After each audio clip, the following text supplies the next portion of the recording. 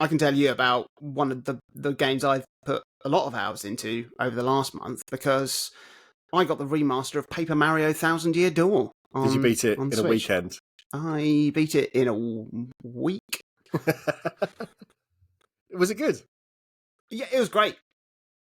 Yeah, it's brilliant. I played the original Paper Mario Thousand Year Door on the GameCube way back when, and I did actually blitz through that in a weekend because I rented it from Blockbuster. So I think I had like 3 days or something. And because I blasted through it so quickly, my memory of the game is pretty hazy, which is probably why I was up for playing the game again. Otherwise, I probably wouldn't bother double dipping a 30-hour plus turn-based RPG. Yeah. And it turns out I basically remembered that you could turn Mario into a paper aeroplane, and that's it. Yeah. So this game is just a real delight to experience for the first and a half time, as much as it is experiencing it for the first time, and probably the second and third time too, honestly, because it just oozes style and charm in just every single second of its runtime. Firstly, the paper style conceit is always really fun. Like, it allows for so many moments of silliness and clever subversions of gameplay mechanics, like being able to turn flat sideways and sneak between prison bars or fall through drain grates. You know, it makes you think about every other 2D game you've played and what that would look like if you turned it, you know, end on. Or seeing like characters curled up in paper balls or folded up. It creates the foundation for a beautiful looking game, a game that almost supersedes any dating of its aesthetic. Obviously, the HDness of the upgraded graphics makes all the papery, cardboardy textures look extra tangible and satisfying. Like, the art direction of this game in particular is really, really lovely, because you go into all these different sort of worlds. Essentially, there's 6 or 7 main worlds, and they all look, and they've all got a real distinct style, and obviously that all now looks better, even though the frame rate is 30 frames per second, under the original 60 frames per second, which it bothers me so little I can barely express it. Especially for a game like Paper Mario, where it actually helps the game look a little bit more like papercraft stop motion-y. If it's a slightly lower frame rate, they probably could have got away with 15. But most importantly, like, the frame rate is a consistent 30 frames per second, which is immensely preferable than an inconsistent higher frame rate, as far as these eyes are concerned, and those eyes, and that is 8 eyes between us. These days. Yeah. What was I going to say? There's quite a few moments where there's like hundreds of sprites on screen as well, and it's like, I don't think people understand. Like, I don't think people understand how much more power it takes to do something from SD to HD in the same way from HD to 4K.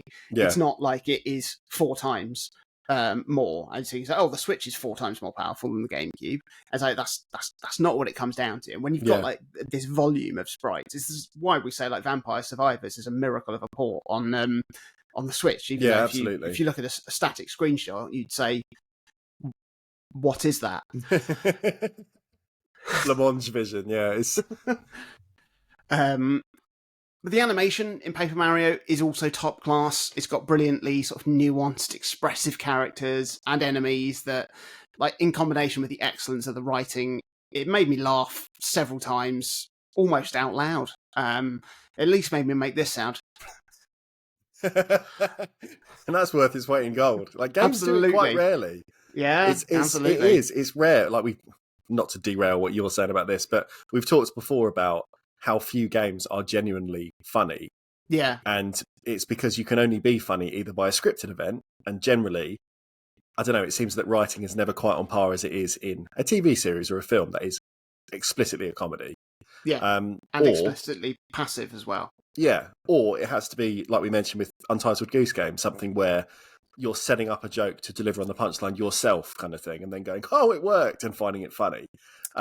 But otherwise, it's very hard for games to make you genuinely laugh, it feels, because the balance between giving you the controller and taking it away is a strange thing to kind of work with. I think to still make a player go, oh, that was a funny little joke. It's not easy. There's one thing in Paper Mario that consistently made me laugh. It happens a few times, and it's if Mario's talking to somebody and they start going on a little bit, Mario will just start falling asleep, and you don't usually notice that he's starting to fall asleep.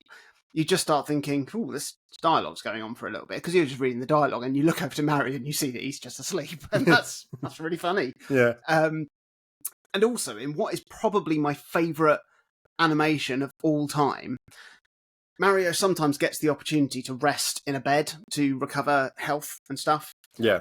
And the way he gets into a bed is he'll just jump up and then just slide under the covers, totally flat, without the bed moving. It's genuinely magical. Like it literally, every time it happened, it literally made me feel tangibly better, tangibly happier. Like every time I see it, it's it's quite phenomenal. I need to play the game. If it can lift my mood that consistently, I'm honestly, I don't know what it is. I can tell you this though: it surely isn't getting the coverage that it deserves. That piece of animation, until now. And like I said, the writing in Paper Mario is just really fun. It's subtly subversive as well, like how you'll bump into Luigi at intervals in the game, and you'll just be, oh, what you've been up to? And he's like, well, and he'll just casually tell you what he's been up to, and you realise that he's been on this entire incidental parallel adventure whilst you've been on Mario's. Yeah. And it's really silly, and it's just really cleverly done. It's told entirely as just like a casual throwaway. It's very, very clever. And there's a couple of other bits which if you are going to play it, I won't spoil, so I won't say anything. Yeah, I would like to. It's on my list. Many things are on the list, but it is on the list. All of the characters have got great personality as well, and the different areas have got a distinct flavour to them, including a very Soviet style area with Russian hat-wearing bob-ombs. This community sheltering from the bitter colds, and it even includes a joke referencing Stalin, which I was a little surprised to see make the modernisation, even though it's very funny. Yeah. As an RPG, Paper Mario isn't the deepest of games. There's not a huge amount of strategy at play for the battles beyond choosing what special moves you equip your hammer and jump boots with, and which companion character you choose to go into battle with. But it makes up for that by having the battle system be really interactive, and every single attack that you make comes with a small, like, quick time event button prompt, some sort of something to do that will make the move more effective, including like blocking. You press B or whatever button it is. I assume it's B for blocking it. To at the right time, and you'll take less damage. You press A at the right time, A for attack, and you'll do more damage. But then sometimes you might need to sort of aim something or wiggle something, and you're always engaged. And then you also have to carefully observe the types of enemies to know what sort of moves are going to be effective against them. If they've got spikes on their heads or something, you know that you can't jump on them because it's going to hurt your little feet. It's even though like the battling, it never really taxes your brain. It's always fun and engaging for at least the runtime of the game. But you can certainly see why Nintendo branched out with more experimental mechanics and gimmicks with subsequent Paper Mario games, because it would be a little bit dull to have these basic mechanics at play for several games in a row. Yeah. But also I know that not all of those evolutions of the Paper Mario formula were successful, although the latest one, Origami King, is brilliant, and that like the battle system in that is mad, but it's so much fun. And I did actually pick up I did give a little bit of Paper Mario Sticker Star a whirl on the 3DS. Oh, really? And Minty's lambasted it before, and within about 20 minutes I realised how unfun the game was going to be. Yeah. Like, the battle mechanics are...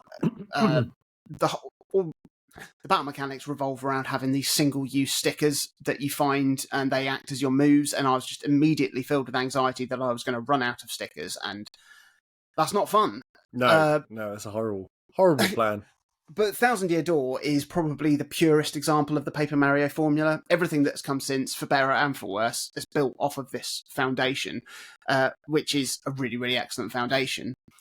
Having said that, there are a few elements in the game that do reveal its age a bit. There's a couple of dated mechanics and clunky execution of certain things.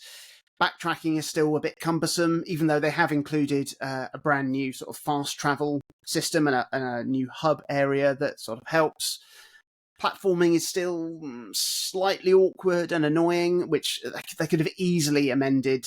Say, like, there's a baby Yoshi that you get and you can ride on, and he does a little flutter, but he doesn't flutter upwards. He just flutters laterally. And it's like, if you'd just included just a Yoshi flutter jump as part of that, that would have helped a huge amount and not impeded anything else. Also, a better map system would have been nice, because this game, at its heart, is actually a Metroidvania. Like, it's pure Metroidvania. It's all of the areas and secrets and stuff are gated by abilities that you'll unlock from Mario. And so a lot of the navigation in the game is quite flat.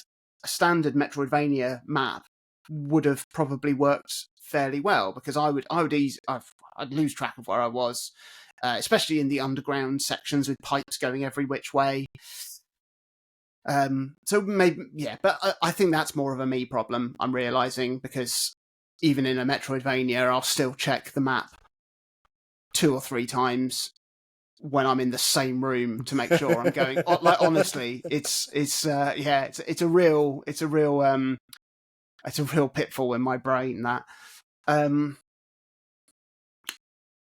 And speaking of losing track of where I was, this is still an issue I have with the main traversal in the game. That because of your flat nature and the fact that you're not playing in stereoscopic 3D, it's really difficult to gauge where you are in terms of depth. Yeah. So I was often missing jumps, or missing, or like running into enemies, or not jumping on enemies because I was a fraction off where I thought I was. So I feel like that could have been a little bit more forgiving. But again, these are minor gripes in a game that, like, even without the quality of life features, it holds up incredibly well after 20 years. And it's great that people now have an easier and much prettier way to play this game in this year of our Lord. And it's actually made me a little excited for the remaster of Luigi's Mansion 2 that's coming soon. I keep forgetting that's coming out, but yeah, that could be really nice. I mean, just playing these games, just with the just incredible Nintendo first-party polish, it's just great. And I think that even looking at the latest trailers for Luigi's Mansion 2, I think graphically it looks a bit bland compared to Luigi's Mansion 3. But that was a very pretty game. But also I found the gameplay a bit bland in that, and I loved the gameplay in Luigi's Mansion 2. So we shall see.